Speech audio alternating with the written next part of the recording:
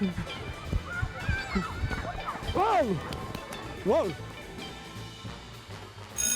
Venga, goazen, bukatu da jolas ordua, goazen barrura.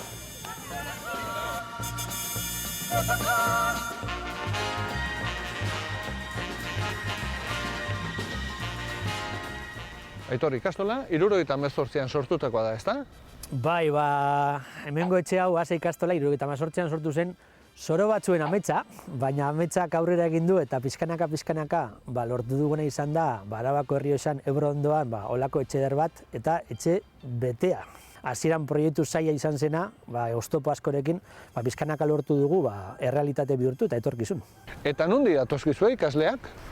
Ikasleak esateko modukoa da, 32 herri ezberdinetatik etortzen dira. 32 herri ezberdinetatik. Eta gainera, hartu behar da kontuan, arabarrak direla gehiengoa, baina baita ere nafarrak etortzen dira, Arasetik eta guzti, Aras, Mendabiatik ere bai, eta Bianatik, nola ez? Eta baita ere etortzen dira Errioxatik. Errioxako bi aldetatik, mendebaldetik eta ekialdetik. Lardero, Villamedian entrena, eta baita ere Kaslarreinatik ere etortzen da batemat. Batzuk ordu eta erdi autobusean egiten dute joan etorri egiteko. Ordu eta erdi? Bai. Jontxo, motibatuta, egon bertu personak ordu eta erdi? Bai, badaukate benetan meritua ikaslek. Gu aguantatzeaz gain olako bidaiak egiteaz. Aurten aro euskaraz antolatuko duzu, eta lelo hortxe ikusten dugu mugan bizi-bizi, erakutsi di? Mugan bizi-bizi.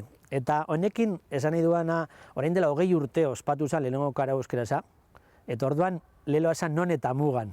Erakutsi nahi genuen hemen ere basela, ez da euskaren aldeko lana eta ikastola.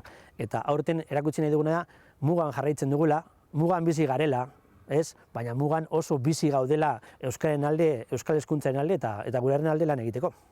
Aizu, Aitor, azento hori ez da bengoa, Ez, ni ondarrutarrena. Ni ondarrutarrena, baina esaten da maure, La Pueblan bizina zen ondarrutarra.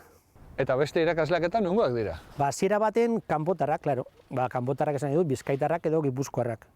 Baina pizkanaka, ikasleak handitu dira, ikasi dute, eta gaur egun, gauden lankideon erdia baino gehiago, bertako eskualdeko jendez osatuta dago.